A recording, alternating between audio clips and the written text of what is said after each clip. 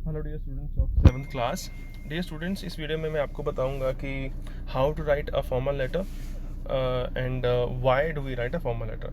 कैसे लिखते हैं, किसको लिखते हैं, क्यों लिखते हैं, ये सब मैं आपको इस वीडियो में एक्सप्लेन करने वाला हूँ फॉर्मल लेटर्स के। आपको पता है हमारे सिलेबस में इनफॉर्मल लेटर नहीं है। इनफॉर्मल कौन से होते हैं? जो हम अपने फ्रेंड्स को, फैमिली को, अपने रिश्तेदारों को, अपने पेरेंट्स को लिखते हैं लेटर्स। तो वो ऐसे लेटर्स हमारे फॉर्मेट में नहीं है। हम सिर्फ फॉर्मल लेटर्स ही लिखेंगे, ठीक है। फॉर्मल लेटर्स कौन से होते हैं? फॉर्मल लेटर्स वो होते हैं जिनमें हम अब खुद अपने आप से ऊपर जो अथॉरिटी में जो लोग होते हैं उनको लेटर लिखते हैं, ठीक है। हमसे ऊपर अथॉरिटी में कौन से लोग होते हैं? जैसे कि आपके एरिया के पुलिस कमिश्नर हो सकते हैं, आपके एरिया के सुपरिटेंडेंट हो सकते हैं, ठीक है, या कोई बैंक मैनेजर हो सकते हैं, या आप लिख सकते हो म्यूनिसिपल कमिश्नर को लिख सकते हो, जो आपके एरिया में आपके आसपास की जैसे लोकेलिटी है उसको ध्यान रखते हैं, उन चीज़ सड़कों का पार्क्स वगैरह बनाते हैं, ठीक है। तो आप उनको लेटर लिख सकते हो, ठीक है। तो सबसे पहले आप हम बात करेंगे फॉर्मेट की। फॉर्मेट क्या रहता है लेटर का? सबसे पहले लिखेंगे सेंडर्स एड्रेस, ठीक है। सेंडर एड्रेस किसको बोलेंगे? जिसको हम लेटर सेंड कर रहे हैं। सेंड किसको कर रहे हैं, ठीक है, वो आपके स्टेटमेंट में आपको दिया होता है कि आपको अपने लेटर किसको सेंड करना है, ठीक है। उसके बाद आता है डेट। डेट का फॉर्मेट मैंने आपको प्रॉपर्ली बताया हुआ है, ठीक है। और ये जस्ट मैं आपको फॉर्मेट बता रहा हूँ। उसके बाद मैं एक आपको लेटर पूरी तरह से पूरा फुल्ली सॉल्व भी दिखाने वाला हूँ, ठीक है। डेट लिखने के बाद लिखेंगे हम रिसीवर एड्रेस। रिसीवर कौन है? जो लेटर को रिसीव कर रहा है। कौन? जिसको लेटर लिखा जा रहा है वो रिसीव करेगा, उसका एड्रेस यहाँ पे आएगा, ठीक है, थर्ड नंबर पे। उसके बाद सब्जेक्ट हेडिंग। इसको आप सब्जेक्ट हेडिंग कह सकते हो या सिर्फ सब्जेक्ट भी कह सकते हो, ठीक है। आप इसको सब्जेक्ट में लिखते क्या है? सब्जेक्ट में हम लिखते हैं कारण क्या है लेटर को लिखने का। सिर्फ एक लाइन में हम लेटर क्यों लिख रहे हैं अथॉरिटी को, तो हम एक लाइन में यहाँ पे लिख देते हैं। उसके बाद आती है सैल्यूटेशन, ठीक है सर। हैरान नहीं होना, सैल्यूटेशन एक बड़ी इजी चीज़ है, जिसमें हम जिसको लेटर लिख रहे हैं उसको जो विश करना है हमने। जैसे आप क्लास में एंटर होने से पहले क्या कहते हो? मे आई कम इन सर या मैम। तो आप एक तरह से विश करते हो हमें कि परमिशन लेने के लिए ऑब्वियसली। तो सैल्यूटेशन का मतलब होता है जो लिखने वाले को, जिसके पास लेटर जा रहा है, उसको विश करना। तो सर या मैम इसमें आता है। कोई डियर नहीं लिखेंगे, कोई रिस्पेक्टेड नहीं लिखेंगे, वो फॉर्मेट पहले वाला है। अब नया जो फॉर्मेट है उसके अकॉर्डिंगली हम सिर्फ सर या मैम लिखते हैं। डियर रिस्पेक्टेड नहीं आता, ठीक है। चलिए आगे आता है आपका बॉडी ऑफ लेटर। बॉडी में आप मेन बातें बताएंगे कि लेटर क्यों लिख रहे हैं आप, ठीक है। उसमें भी हम 3 पैराग्राफ्स बनाते हैं। फर्स्ट पैराग्राफ में आप प्रॉब्लम को बताते हो कि क्या समस्या है, ठीक है। और सेकंड पैराग्राफ में बताते हो कि समस्या से प्रॉब्लम क्या आ रही है, क्या क्या लोगों को दिक्कतें आ रही हैं उसकी वजह से, ठीक है। और थर्ड पैराग्राफ में आप बताते हो कि उसका क्या सोल्यूशन हो सकता है, कि उसका उपचार जो है, सोल्यूशन, या कह सकते हो कि एक तरह से सजेशंस आप उसमें दे सकते हो। और लास्ट में लिखते हो कॉम्प्लीमेंट्री क्लोज। कॉम्प्लीमेंट्री क्लोज जैसे कि आप लिखते थे योर्स ओबीडेंटली टीचर को जब लिखते थे, या प्रिंसिपल मैम को लिखते थे, यहाँ पे लिखेंगे योर्स सिंसियरली लिख सकते हो, योर्स ट्रूली लिख सकते हो, ठीक है। तो आप इन दोनों में से कोई भी एक कॉम्प्लीमेंट्री क्लोज लिख सकते हो, योर्स सिंसियरली या योर्स ट्रूली। और उसके बाद आपके नेम आ जाता है, ठीक है। वो आपको दिया होगा तो आप ऑब्वियसली वही लिखेंगे, नहीं दे रखा तो आप कुछ भी नाम लिख सकते हो। चलिए अब बात करेंगे आप ही की बुक से एक लेटर को मैं सॉल्व करने वाला हूँ इस वीडियो में। तो देखिए कौन सा लेटर है वो देखते हैं। स्टूडेंट्स, ये आप ही की जो बुक है उसमें लेटर्स हैं एक्सरसाइज फॉर प्रैक्टिस के लिए। इसमें फर्स्ट, सेकंड, थर्ड, फोर्थ को छोड़ेंगे आप, क्योंकि ये फॉर्मल नहीं है, ये इनफॉर्मल है। इनको ये हमारे सिलेबस में नहीं है। तो अब आप देखेंगे फिफ्थ और सिक्स और सेवन्थ। सिक्स में भी जो लेटर है वो हेडमास्टर को लिखा गया है, वो भी हमारे सिलेबस में नहीं है। वो फॉर्मल तो है लेकिन ये फॉर्मल का टाइप हमारे सिलेबस में नहीं है हेडमास्टर को लिखना। हम लिखेंगे जैसे फिफ्थ और सेवन्थ दे रखा है एग्जाम्पल, वो हमारे सिलेबस में, हम उनको देखेंगे। तो अभी मैं आपके साथ फिफ्थ जो है उसको सॉल्व करके आपको बताने वाला हूँ कि इसको कैसे लिख सकते हैं। चलिए देखते हैं इसको आगे। स्टेटमेंट देख सकते हैं आप, जैसे लिखा है यू आर संजय। तो आपको बता दिया कि आप किसके नाम से लेटर लिखने वाले हो, संजय के नाम से। कहाँ रहते हैं वो? Living at 9A block. 9 उसके हाउस नेम हो सकता है, ए ब्लॉक मतलब जहाँ पे उनका घर सिचुएटेड है, ठीक है। और उसके बाद आएगा एरिया नेम। एरिया का नाम क्या है? अशोक नगर उनके एरिया का नाम है। और जो शहर है, जो सिटी, उसका नाम क्या है? न्यू दिल्ली, ठीक है। तो ये आ गया हमारे पास कंप्लीट इन्फॉर्मेशन किसका? सेंडर का, जो लेटर लिखने वाला है, ठीक है। नाम तो बिल्कुल पता आपको लास्ट में ही जाएगा कि जब हम कॉम्प्लीमेंट्री क्लोज लिखते हैं, और एड्रेस जो है वो हमें स्टार्टिंग में ही लिखना है क्योंकि हम सेंडर एड्रेस सबसे पहले लिखते हैं, ठीक है। उसके बाद राइट अ लेटर टू, किसको लिखना है, to the superintendent of police, ठीक है। तो सुपरिटेंडेंट ऑफ पुलिस को आपने लेटर लिखना है, और क्या कहना है उनसे, to take effective steps to provide security to old people and women folk of your area. आपके एरिया के जो ओल्ड पीपल हैं, मीन्स जो बुजुर्ग लोग होते हैं, तो उनकी सिक्योरिटी, और वुमेन फोक होता है कि जब हम ग्रुप में बात करते हैं कलेक्टिवली, जब लेडीज़ की बात करते हैं, आपके एरिया की जो एक कम्युनिटी की जो लेडीज़ हैं, उन सब की सिक्योरिटी की बात यहाँ पे की जा रही है। ओल्ड पीपल और वुमेन की सिक्योरिटी की बात की जा रही है, तो उनकी सिक्योरिटी के लिए कुछ सख्त कदम उठाए जाएँ ये आप पुलिस सुपरिटेंडेंट को लिखने वाले हैं। हमें पता चल चुका है कि रीज़न क्या है और किसको लिखना है, हमें ये भी पता चल चुका है, ठीक है। चलो अब इसको शुरू करते हैं। सबसे पहले आ जाएगा आपका सेंटर एड्रेस, जो कि आपको स्टेटमेंट में ही दे रखा है, 9A ब्लॉक फर्स्ट लाइन में। उसके बाद एरिया का नाम, और थर्ड में आपकी सिटी का नाम, न्यू दिल्ली। और उसके बाद एक लाइन स्किप करके आप लिखेंगे डेट, ठीक है। लाइन स्किप नहीं भी करनी तो नहीं, आपकी इच्छा है, ठीक है। 25 नवंबर, ठीक है, 2021। कोई इसमें आप देख सकते हो कि डेट जब मैंने लिखी 25, इसमें TH नहीं लिखा, ऊपर जो लिखते हैं ऊपर 5 के पास जब हम उसके बिल्कुल छोटा सा लिखते हैं ना TH, वो नहीं डालेंगे, वो हम अगर लिखते हैं तो गलत है। अगर जब हम 3 लिखते हैं तो RD थर्ड लिखते हैं तो वो भी नहीं लिखना, सेकंड के साथ ND लिखते हैं वो भी नहीं लिखना, और फर्स्ट के साथ ST लिखते हैं वो भी नहीं लिखना, ठीक है। आप सिंपली 2 डिजिट्स लिखेंगे, 25 जो भी आप डेट डाल रहे हो, ठीक है, वो लिखोगे आप। उसके बाद मंथ का नेम, और मंथ आप देख सकते हो कि N जो है वो कैपिटल है, और आपको पता है कि मंथ का नेम तो हम कैपिटल ही लिखते हैं। उसके बाद 2021 ईयर नेम, ठीक है। उसके बाद आप डेट में एक लाइन छोड़ेंगे ही छोड़ेंगे, ठीक है। और डेट लिखने के बाद, और थर्ड लाइन में क्या आता है देखिए, थर्ड में लिखते हैं सेंटर एड्रेस हो गया, डेट हो गया, उसके बाद रिसीवर एड्रेस। रिसीवर्स एड्रेस में हम लिखोगे कौन रिसीव करेगा लेटर को, ऑब्वियसली सुपरिटेंडेंट पुलिस को लिख रहे हैं तो वही करेंगे ना। तो क्या लिखेंगे, पहले लाइन में लिखेंगे उनका डेजिग्नेशन, मतलब उनकी उपाधि क्या है। जैसे मैं क्या हूँ, मैं इंग्लिश टीचर हूँ, ठीक है। तो आप मुझे अगर लेटर लिख रहे हो तो मुझे तो क्या लिखोगे, सबसे पहले इंग्लिश टीचर, ठीक है। उसके बाद लिखोगे कि मेरा डिपार्टमेंट कौन सा है, ठीक है। तो उसके बाद आप देख सकते हो यहाँ पे पुलिस का डिपार्टमेंट कौन सा होगा, ऑब्वियसली पुलिस डिपार्टमेंट ही होगा, तो पुलिस डिपार्टमेंट लिख दीजिए, और नीचे सिटी का नाम। मैंने आपको क्लास में बताया था कि अगर आप दिल्ली में रहते हो तो आप लेटर भी पुलिस जो एरिया में लिखोगे वो भी दिल्ली में ही होंगे ना। ये तो नहीं है ना कि आप दिल्ली में रह रहे हो और आप लेटर लिख रहे हो पंजाब में, तो वो गलत हो जाएगा ना। तो ये सिटी का नाम सेम होना चाहिए।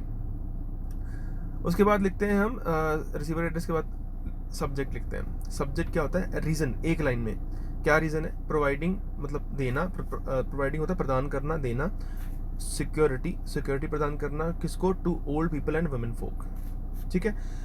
देखते ही जो लेटर है समझ में आना चाहिए कि क्यों लिखा जा रहा है। तो जो सुपरिटेंडेंट ऑफ पुलिस है उनको देखते ही समझ में आएगा कि आप लेटर क्यों लिख रहे हैं, ठीक है। तो सब्जेक्ट का मतलब यही होता है कि जब हायर अथॉरिटी के जो लोग होते हैं उनके पास टाइम कम होता है, तो देखते ही उन्हें पता चले कि लेटर क्यों लिखा गया है। चलिए उसके बाद लिखते हैं हम सैल्यूटेशन। सैल्यूटेशन क्या होता है, सर या मैम। तो सर लिखेंगे हम यहाँ पे, मैम भी लिख सकते हैं, ठीक है, वो आपकी इच्छा है। दोनों में से एक लिखना, दोनों साथ में मत लिख देना, एक ही लिखेंगे दोनों में से। अब आता है हमारा body of the letter. Body में आपको मैंने बताया कि 3 पैराग्राफ से जाते हैं। तो फर्स्ट में पैराग्राफ में आप प्रॉब्लम को इंट्रोड्यूस करोगे अपने बारे में। आपने यहाँ पे नहीं लिखना कि मैं इस एरिया से बिलोंग करता हूँ, ये हूँ, क्योंकि वो हम ऑलरेडी मेंशन कर चुके हैं ऊपर, ठीक है। और कोई भी ये नहीं लिखना शुरू कर देगा कि मैं इस क्लास से मैं पढ़ता हूँ, तो वो तो बहुत ही गलत बात हो जाएगी। आप एक पुलिस कमिश्नर को अपनी क्लास के बारे में क्यों बताओगे, अपना रोल नंबर क्यों बताओगे, कोई सेंस बनती है उस बात की? तो बिल्कुल नहीं लिखेंगे। तो जो लेटर का फॉर्मेट है उसको फॉलो करते हुए हम स्टार्ट करेंगे।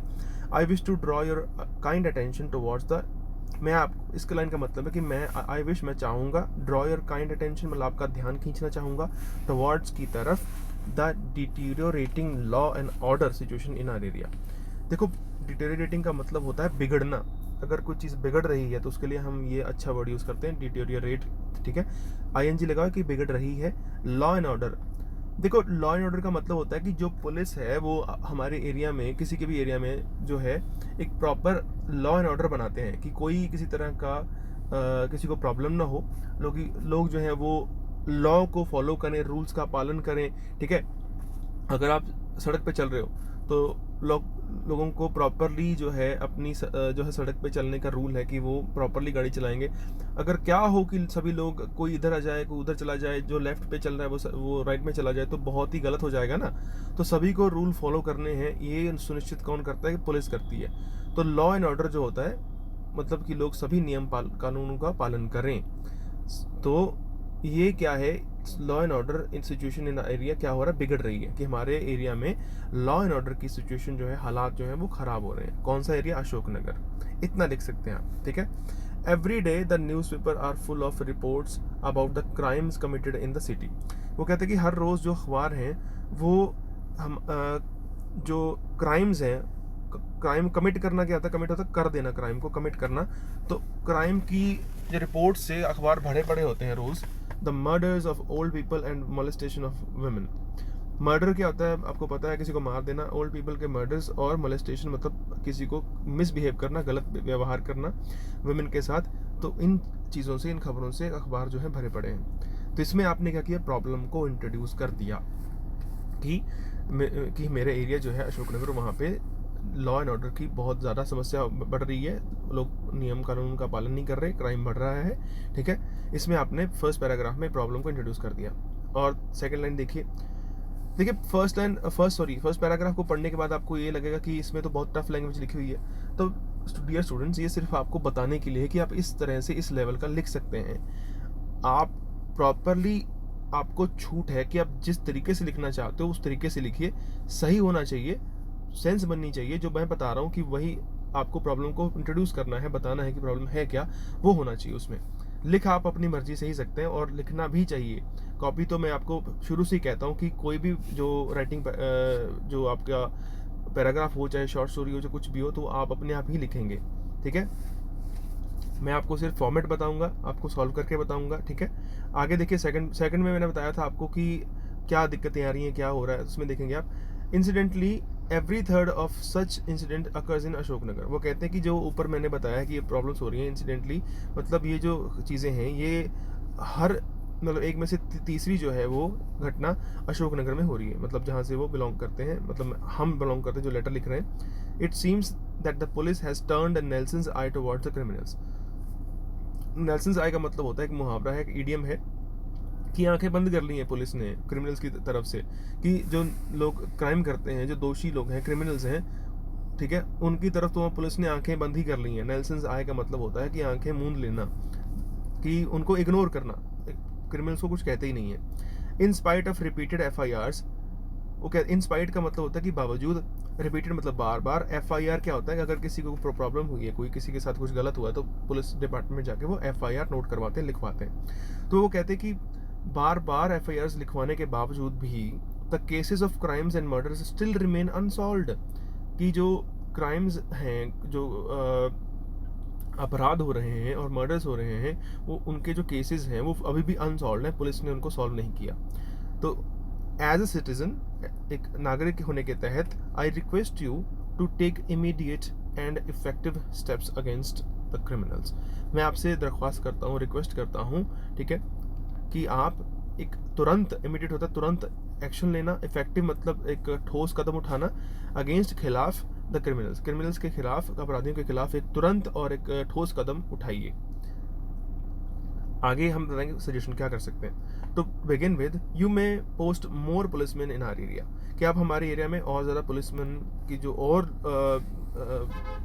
पुलिसमैन हैं वो हमारे एरिया में तैनात किए जाएं, ठीक है, होंगे ऑलरेडी, लेकिन और उनकी संख्या बढ़ाई जाए। तब पेट्रोल आपने देखा होगा आजकल हमारे एरिया में एक गाड़ी घूमती है वाइट कलर की, ठीक है, उसमें लिखा होता है कि आप हमें कॉल कर सकते हैं अगर कोई प्रॉब्लम है। तो वो जो गाड़ी घूमती है, चाहे वो बाइक पे हो चाहे वो गाड़ी पे हो, उसको पेट्रोल बोलते हैं, पेट्रोल पार्टी कहते हैं उसको। वो ये देखते हैं कि एरिया में कहीं पे कुछ गलत तो नहीं हो रहा, कोई अपराध तो नहीं हो रहा, कोई लोग कुछ लड़ तो नहीं रहे, कुछ गलत एक्टिविटी तो नहीं कर रहे, तो वो ये देखते हैं। इस वजह से क्राइम कम हो जाता है, लोग कोई क्राइम नहीं करते। तो the patrol party also may visit our area more frequently, कि हमारे एरिया में विजिट होता है कि आना, फ्रिक्वेंटली होता है कि, मोर फ्रिक्वेंटली का मतलब होता है कि और ज़्यादा, ठीक है, बार बार आना। तो ये मतलब हमारे एरिया में पेट्रोल पार्टी और ज़्यादा आनी चाहिए, उनको आना चाहिए, देखना चाहिए। These steps, I hope, इन कदमों के साथ मैं उम्मीद करता हूँ will definitely enhance the security, हम बढ़ा पाएंगे। विल डेफिनेटली का मतलब है कि हम पक्के तौर पे सिक्योरिटी, सुरक्षा, बूढ़े और लोगों की और वुमेन की जो एक सिक्योरिटी है उसको बढ़ा पाएंगे और इंक्रीज़ कर पाएंगे। ठीक है, चलिए आपने इसमें सोल्यूशन भी बता दिया, आपने इसमें प्रॉब्लम को इंट्रोड्यूस किया पहले पैराग्राफ में, सेकंड में बता दिया कि क्या समस्याएं आ रही हैं, और थर्ड में बता दिया आपने कि इसका सोल्यूशन क्या हो सकता है। ठीक है, तो ये आपका बॉडी पैराग्राफ 3 बन गए और इसमें आपकी बॉडी कंप्लीट होती है। उसके बाद लिखेंगे आप कॉम्प्लीमेंट्री क्लोज। ठीक है, कॉम्प्लीमेंट्री क्लोज लिखने से पहले आप एक बार थैंकिंग यू लिख देते हैं कि ऑलरेडी हम थैंक्स कर रहे हैं कि आप इस प्रॉब्लम को आई होप कि ध्यान देंगे, तो इसलिए हम ऑलरेडी हम थैंक यू कर रहे हैं। लास्ट में आप लिखेंगे जो हमारा लास्ट स्टेप है, क्या है, कॉम्प्लीमेंट्री क्लोज, उसमें हम लिखेंगे योर सिंसियरली, कौन लिख रहे हैं, संजय। इस तरीके से आप एक फॉर्मल लेटर को लिखते हैं। ठीक है, इस वीडियो को देखिए, प्रॉपरली समझिए इसको। ठीक है, और कोई प्रॉब्लम हो तो मुझे कॉल कीजिए या मुझे मैसेज कीजिए। ठीक है, थैंक यू स्टूडेंट्स।